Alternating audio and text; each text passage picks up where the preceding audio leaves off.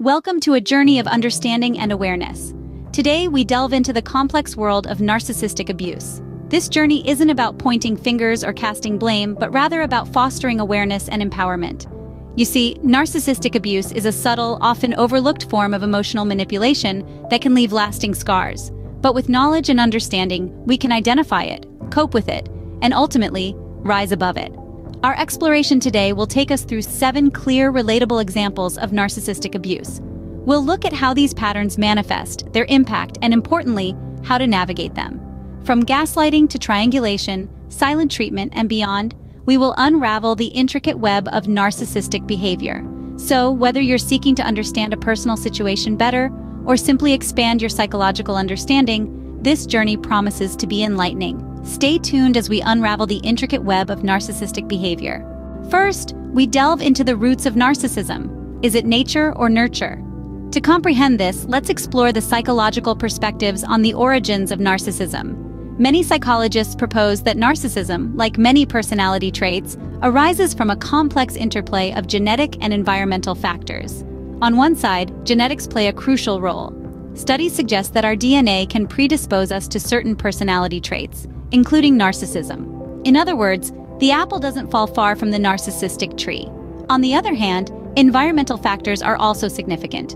Childhood experiences, especially those involving parents and caregivers, can shape a person's narcissistic tendencies. For instance, excessive pampering, unrealistic expectations, or neglect can all foster narcissistic traits in a child. So it's not a simple answer of nature or nurture, but rather a blend of both that creates a narcissist. Understanding the origins of narcissism can help us empathize and deal with narcissists more effectively. Our first example of narcissistic abuse is gaslighting, a deceptive and confusing form of manipulation. Imagine a scenario where someone consistently undermines your reality, dismissing your experiences and feelings as invalid or exaggerated. This is gaslighting, an insidious technique often used by narcissists to sow seeds of self-doubt and insecurity. Let's consider a real-life example. You're upset because your partner consistently arrives late for dinner. When you confront them, they insist it's your imagination, that they're always on time, and perhaps you're just overly sensitive. This pattern repeats, eroding your trust in your own perception and judgment. Gaslighting is like a slow drip poison, gradually distorting your sense of reality. It's a powerful tool in the narcissist's arsenal, enabling them to maintain control and keep their victims off balance. But remember, gaslighting is not about you. It's about their need for power. Gaslighting can be subtle, but recognizing it is the first step towards recovery. Next up, we have devaluation, a classic tactic used by narcissists. Devaluation is the process by which a narcissist will belittle, and undermine others to elevate their own sense of self-worth. It's a damaging and insidious technique that can chip away at a person's self-esteem over time. Imagine this scenario. You've just received a promotion at work, but instead of celebrating your achievements, a narcissist might say something like, "Well, it's about time. I can't believe they even considered promoting anyone else." It's a subtle way of undermining your accomplishments and making you feel small. This tactic is not just confined to the workplace. It can occur in friendships, family relationships, and romantic relationships. Devaluation can be difficult to spot because it often comes disguised as a joke or lighthearted banter. But the impact on the victim's self-esteem is very real and very damaging. Remember, everyone deserves respect and validation. Don't let anyone tell you otherwise. Our third example of narcissistic abuse is triangulation. Now, triangulation is a manipulative strategy where the narcissist uses a third person to cause tension and conflict. The aim is to control and maintain power over the situation by turning others against each other. Let's imagine a practical scenario. You and your sibling are both interacting with a narcissistic parent. This parent might attempt to pit you two against each other, perhaps by comparing you unfavorably to your sibling or by sharing negative information about you with your sibling. The result? You and your sibling may end up in conflict, while the narcissistic parent remains in control, unscathed by the discord they've sown. Triangulation is a coercive tactic that narcissists use to maintain their sense of superiority and control. By recognizing these patterns and understanding the tactics, you can take steps to protect yourself from this form of manipulation. Awareness of triangulation can help you avoid being manipulated in this way. Now we'll quickly go through 4 more examples of narcissistic abuse. First up, we have love bombing. This is a manipulative tactic where the abuser showers their victim with attention, affection, and compliments. It's like a charm offensive designed to win you over. But here's the catch: it's not genuine. It's a ploy to gain control and establish a power dynamic. For instance, someone might constantly compliment you, make grand gestures, and even discuss serious commitments early on, all to make you feel special and adored. But when the love bombing phase ends, that's when the devaluation begins. Moving on, let's talk about the silent treatment. This is another strategy narcissists employ to assert control. They'll ignore you, withhold affection, or refuse to communicate for an extended period. This isn't about needing space or time to cool down after an argument. It's a calculated move to make you feel anxious, guilty, and desperate to make things right. You might find yourself constantly apologizing even when you're not at fault, just to end the silence. Next up, projection. This is a defense mechanism where the narcissist denies their faults and instead attributes them to others. It's like they're projecting their insecurities and shortcomings onto you.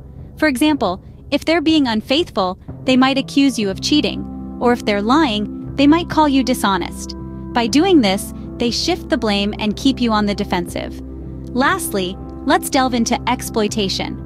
Narcissists are notorious for using others to meet their needs, often without regard for the person's feelings or well-being. They might exploit your kindness, generosity, or love for their personal gain. For instance, they might manipulate you into doing things for them, guilt-trip you into yielding to their demands, or even use your insecurities against you. These tactics, love bombing, silent treatment, projection, and exploitation, are all part of the narcissist's toolkit. They're designed to manipulate, control, and undermine you. But remember, knowledge is power. By understanding these tactics, you're better equipped to recognize them when they're being used against you. It's important to remember that you're not alone. There's help available. Reach out to a trusted friend, family member, or mental health professional. They can provide you with the support and guidance you need to navigate these difficult situations. We hope that by shedding light on these tactics, we can help you identify if you're dealing with narcissistic abuse. Remember, it's not your fault. You deserve respect, kindness, and genuine love.